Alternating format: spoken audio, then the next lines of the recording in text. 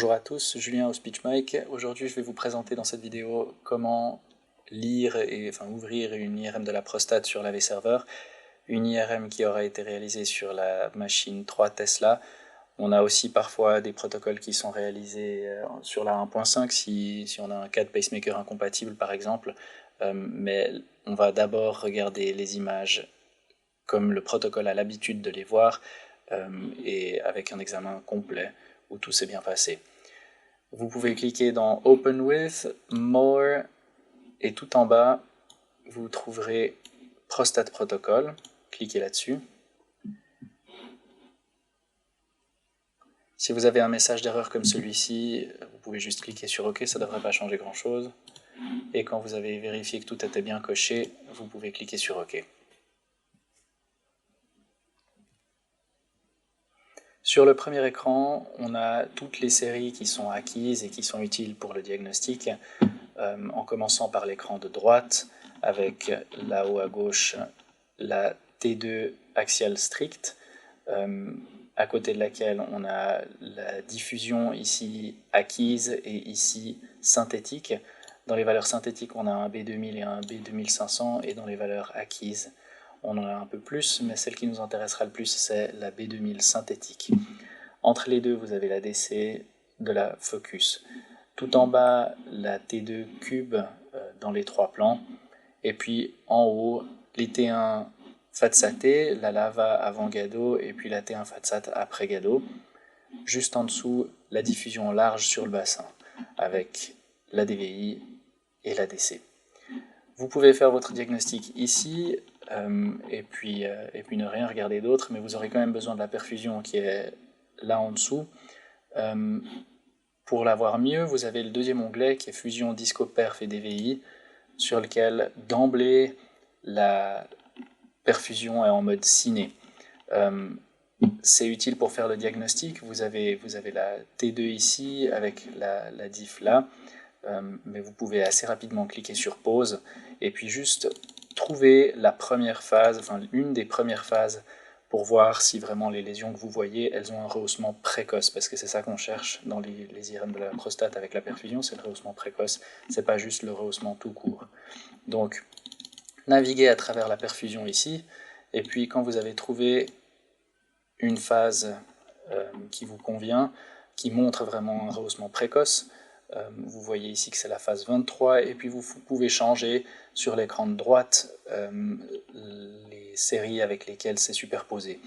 En bas, vous avez la superposition de la T2 avec la B2000 synthétique, et en haut, la superposition de la perfusion sur la T2. Choisissez la phase 23 ici, comme c'est celle qui affiche le mieux le rehaussement précoce. Comme vous avez vu, la 18, il n'y avait pas de couleur qui s'affichait parce qu'il n'y avait pas encore de rehaussement. Pour changer le fenêtrage ici, parce que gris sur gris, on ne voit rien, pour changer la couleur, pardon, pas le fenêtrage, vous cliquez sur la barre, et tout à droite, vous avez un menu déroulant qui vous permet de choisir différents codes couleurs. Choisissez Rainbow, et puis là c'est difficile à lire. On voit effectivement qu'il y a un rehaussement un peu plus marqué ici, mais on aimerait montrer, si possible, uniquement le rehaussement. Donc il faut fenêtrer ça. Pour fenêtrer, ne fenêtrez pas sur cette fenêtre-là, parce que vous allez fenêtrer en fait la T2, puisque c'est le volume de référence. Donc vous devez fenêtrer sur cette fenêtre-là. En fenêtrant ici, ça fenêtre là. Ici je trouve qu'on ne voit pas assez, alors je vais augmenter un tout petit peu. Voilà. Mettez un peu de rouge, mettez des jolies couleurs, et tout le monde sera content. Pareil pour la T2, pour la B2000, pardon, si c'est trop fort ou pas assez, vous pouvez fenêtrer un peu. Et puis là, on va essayer de faire ressortir que là où ça restricte vraiment. Et puis, ici, on a peut-être une image un peu plus sélective qui sera plus intéressante pour les cliniciens. Une fois que vous avez fait ça, il faut enregistrer ces images-là pour les pousser sur le PACS, parce que c'est ça l'objectif de faire ces overlays, c'est de les pousser sur le PACS. Double-cliquez pour le mettre en grand, parce que comme là, de nouveau, on fait une capture d'écran, comme pour le Time is Brain. L'idée, c'est de mettre à contribution tout l'espace qu'on a, et puis de ne pas avoir une matrice qui est mal utilisée. On aimerait l'image la plus large possible pour avoir une bonne qualité. Vous faites clic droit, annotation custom annotation, comme pour le Time is Brain, de façon à effacer toutes les informations inutiles, y compris le nom du patient. Acceptez le warning qui vous affiche, et vous n'aurez plus que le nom du volume avec le numéro de la phase et le fenêtrage de la carte. Vous avez la même chose qui s'applique sur la DVI, donc c'est tout bon. Maintenant ici, pour le Time is Brain, c'était F3 parce qu'on faisait image par image et on voulait toutes les images de l'écran. Ici, on veut juste toute la série. Il n'y a qu'une seule série sur l'écran, donc on peut cliquer sur F4. Automatiquement, il nous demande de proposer d'entrer un nom pour décrire la série, pardon. Et puis, comme on en fait souvent, les deux premiers, ce sera souvent diffusion et perfusion mapping. Là, on fait la perfusion, donc vous cliquez là-dessus, cliquez sur OK, et en bas à gauche, vous avez la progression de la perfusion, enfin de l'enregistrement qui s'affiche. Ne touchez à rien avant que ce soit terminé, parce que ça peut créer un bug, et puis vous devez recommencer. Faites la même chose pour la DVI, F3, non, justement pas, F4, diffusion mapping, OK,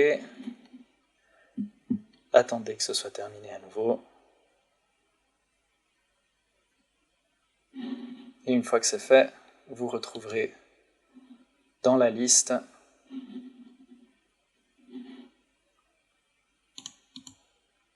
voilà. Si elles n'apparaissent pas tout de suite, vous passez d'un examen à un autre et puis elles vont apparaître. Ici, vous avez perfusion et diffusion. Vérifiez que vous avez toutes les séries qui ont été, enfin tous les niveaux qui ont été enregistrés.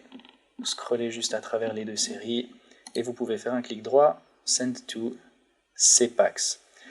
Là, ce sera seulement chez nous. Comme c'est des examens qui sont réalisés pour des ambulatoires et que les médecins sont à l'extérieur, on a un système qui s'appelle TerraRecon sur lequel on a les images qui sont disponibles à travers un portail internet pour les cliniciens. Donc vous devez aussi envoyer les images sur le TerraRecon. Une fois que c'est fait, vous avez fait votre travail et vous avez sauvé une vie. Bravo.